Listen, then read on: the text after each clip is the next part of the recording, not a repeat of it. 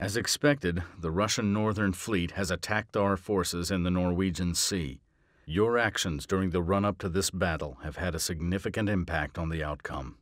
While you were exercising with the SAG off Halifax, a Russian Akula landed a commando team nearby. By the time the CIA apprehended these spies, they had obtained valuable intelligence about our fleet readiness and plans. As a result, the Russians were able to sink an ARG, and our forces were unable to follow up an advantage that would have sunk 3 Russian ships. You failed in the assignment to monitor Exercise Ocean Vulture. The Russian Northern Fleet refined tactics in this exercise that the NATO forces were unable to counter. These tactics were so successful for the Russians that 5 NATO ships were lost in that encounter, and only a single Russian ship was damaged. You did not recover the Chinese satellite, which denied the Pacific Command any knowledge of Chinese intentions.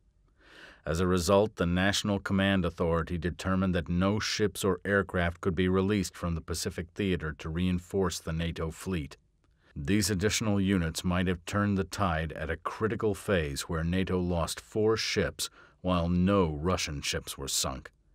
The fleet was counting on you, and you were a weak link. The NATO fleet had a major victory in the engagement with the Russian Northern Fleet.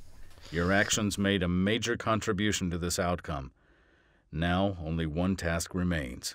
The Northern Fleet is retreating in disarray into the eastern Barents Sea. But Russian air power and SSM batteries prevent pursuit by the NATO fleet. From your position ahead of the retreating enemy, you should be able to make an effective attack.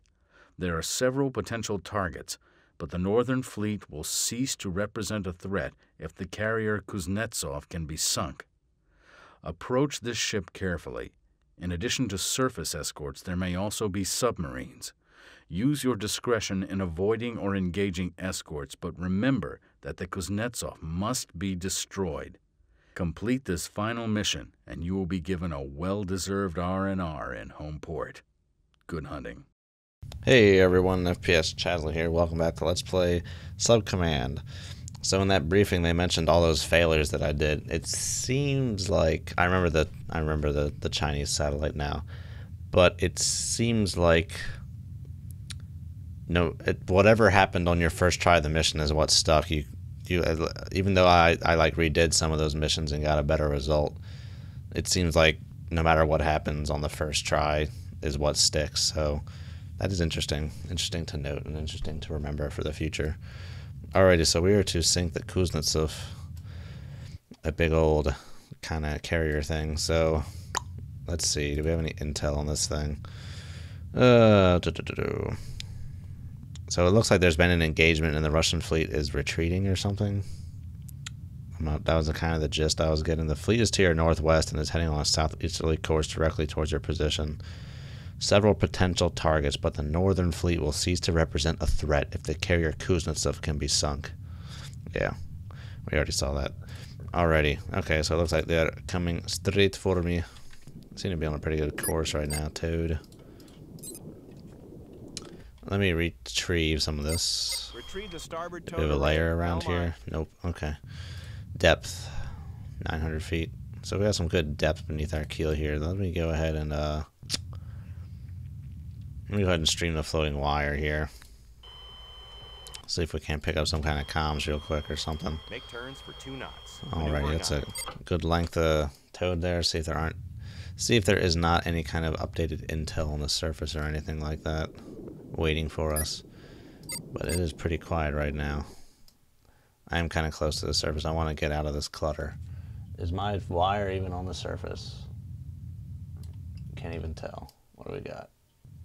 Yeah, it's up there. All right, so nothing on the net. Bring that back in, and then we will make our depth 500 feet. Make my depth 5. Try and see if we can't hear anything around here.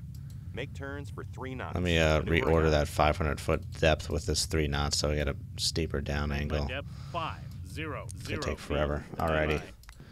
What do we got? Let's get on the narrowband here and start doing a narrowband search. What do we got? Oh, hello. Okay, we're getting some stuff.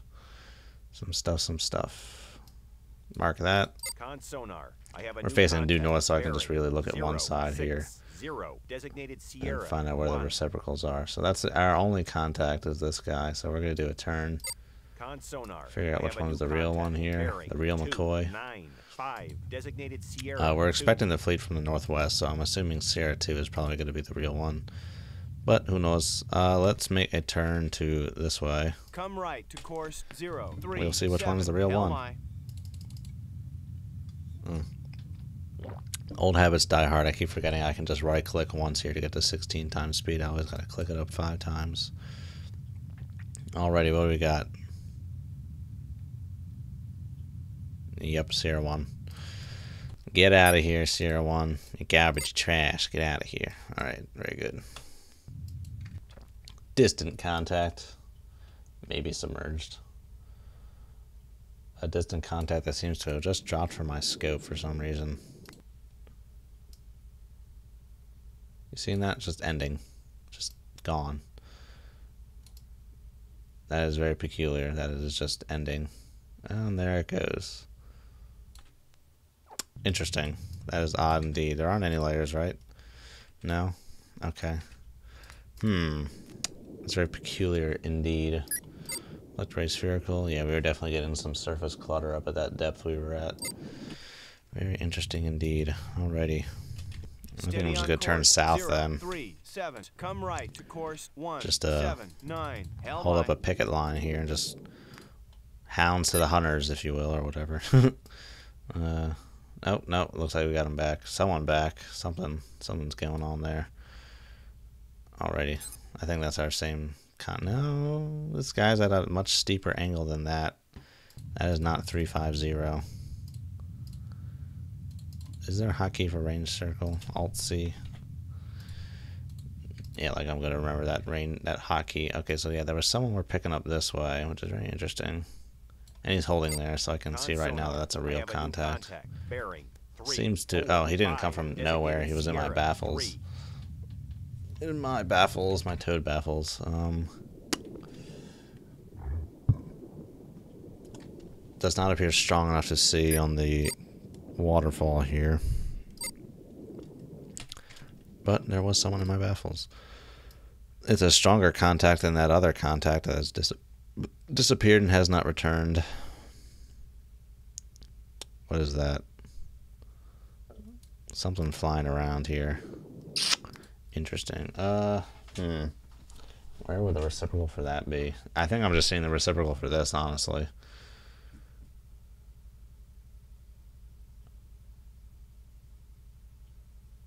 Oh no, well, hang on. I need to wait for this toad to straighten out right now. I'm just looking at nonsense. What I'm looking at is not going to make any sense right now.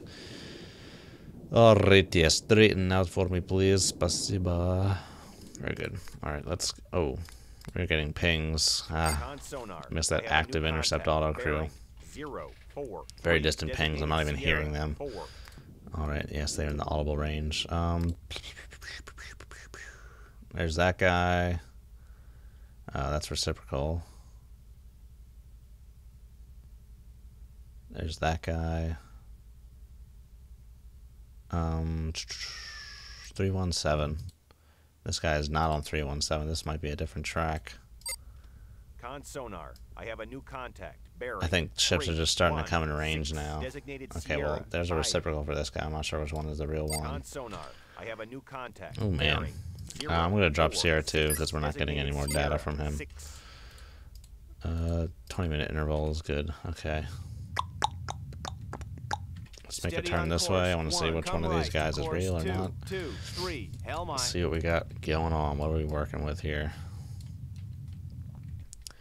Oh, I did get... Okay, so yeah, that's probably real. This is probably fake then. Sierra 3 is probably not a real contact. We'll find out soon enough. Whoa, Sierra 5. Oh, Sierra 5. Yeah, Sierra 5 was the reciprocal. Sorry. Get rid of that. For some reason, I thought I was going on this kind of a course down this way. But whatever. Alright, so we got 2 contacts right now. Sierra 6 and Sierra 4.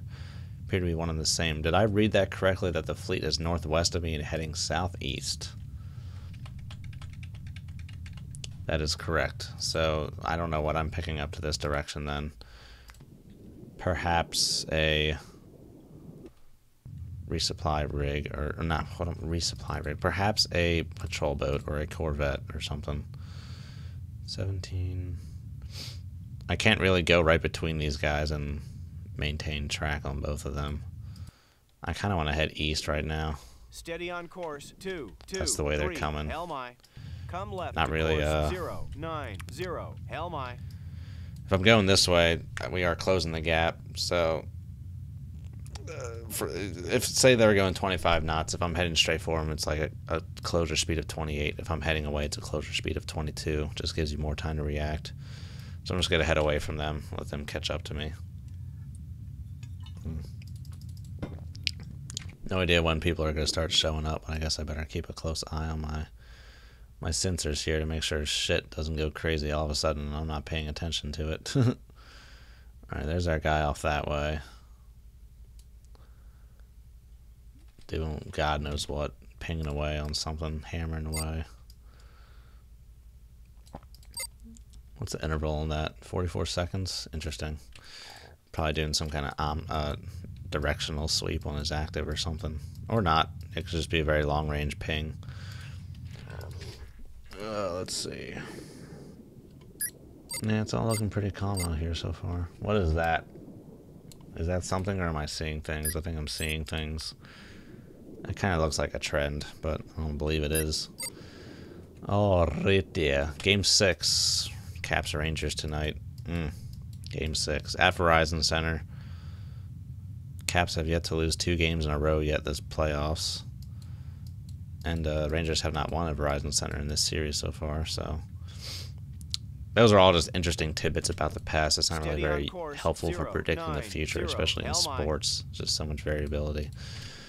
But I think they'll win. The Rangers have to win 3 in a row to come back in this series because the Caps were up 3-1 at some point. That is a lot of pressure. That does not happen very often. That's a hard thing to do. Oh, but it happened on the Caps a few years ago from the Canadiens. Don't remind me. Oh. All right. It is all quiet out here. All quiet on the Western Front. All right, what's our real guy? Is this one here? These are very distant contacts here. As you can see, they're just about parallel here. All these bearing lines, LOBs, so these are very distant contacts. The few pings I've picked up on that guy, who knows what the hell they're actually doing. Haven't a clue.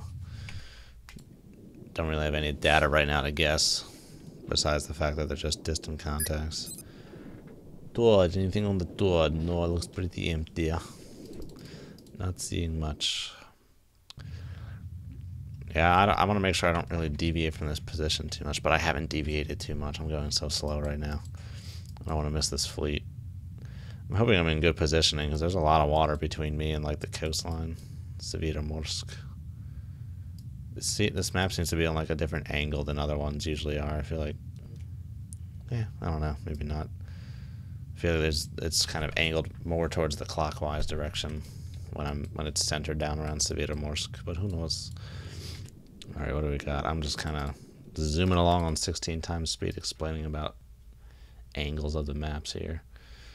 Why am I at such a high scale? Just zoom in. Nope, not seeing any second frequencies yet. Yeah, that guy's pretty distant. This one seems, well, it's pretty weak. I can say that definitively. That's pretty weak. This one is slightly stronger. That's all I can conclude about that, is the strength of the signal. Way too many variables to say that one is closer than the other.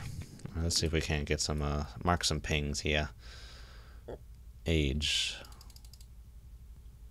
I was about to say, have we not gotten any pings in a while? Alright, cool. Alright, well, let's, I'm gonna go check out what the, time interval. Oh, yeah, you can just do it manually without right-clicking on it. Okay, I guess manually is the proper way to do it. There really isn't a right-click in real life, is there? CR4. So there is a crossover point at some point. It's very interesting.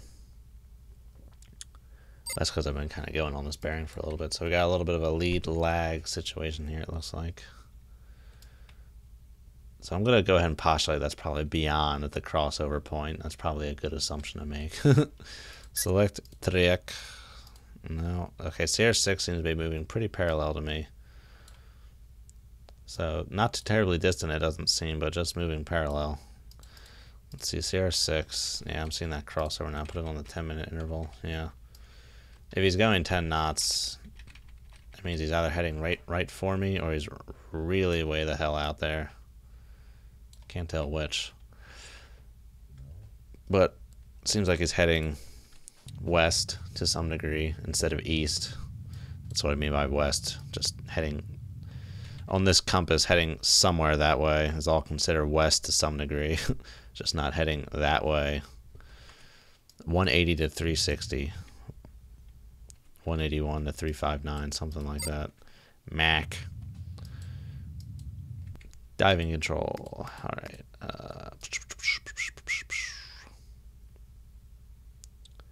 Both 50, so not American, as I would expect. Seems to be a fair assumption to make. Let us turn to the southeast. Come right to course 134. Hell my. Follow the course this fleet is supposedly taking. Who knows when they're going to show up? Subcommand does a better job of putting you on early in a mission to get everything set up, whereas Dangerous Waters has a lot more. Holy crap. I must have just woken from a coma. We're in the middle of a huge battle here. This one's a little more better in that regard. A little more better. Good grammar. Alright. Yeah, this water's all pretty constant depth around here. We could get a little deeper. Not sure it's going to help the acuity department too much. Alrighty. Our one guy. Seems the signal strengths have more or less evened out. This one doesn't seem to be as stronger than this one as it used to be, which is interesting. Interesting to note. Not sure you can conclude too much from it besides the fact that one signal is now just about the same as each other instead of being different. I don't know why I do not know why I continue to mark these pings. I'm not doing so in any kind of normal, steady fashion to see a trend in it like the computer would.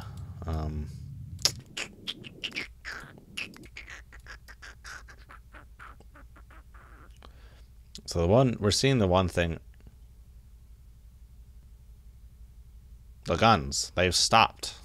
Lost this contact. CR3 is now officially lost. No longer getting data on CR3. Still getting data on CR4, CR6. CR6 and CR4, I believe, are one and the same, but maybe not. We've lost data on CR3. No longer getting data on CR3. Just gone. No longer a contact. Which is interesting. I guess I might as well drop it then. Go back to the 20-minute interval. That is fine. With the hour interval. Does the hour interval tell me anything useful about those pings? Nope. It looks like he's kind of going back and forth to some degree or something. Yeah, stick to the good old 20-minute. Oh, look at that. Looks like we got ourselves some pretty nice data here. Looks to be more or less constant course. There's some deviation in it. Might be some slight course changes or speed up slowdowns. Could be a fishing boat. It's always a possibility since the signal strength is not varying much and I'm picking it up at a great distance. Could very well be a fishing boat. Fishing boat. Alright, yeah. I think I'm going to call it a video here. Thanks for watching, guys. I'll see you guys next time. Have a good one. Oh, this is called Final Battle, by the way, but you'll see that when you click the video. So I'll see you guys then. Have a good few days until Thursday. And see you later. Bye-bye.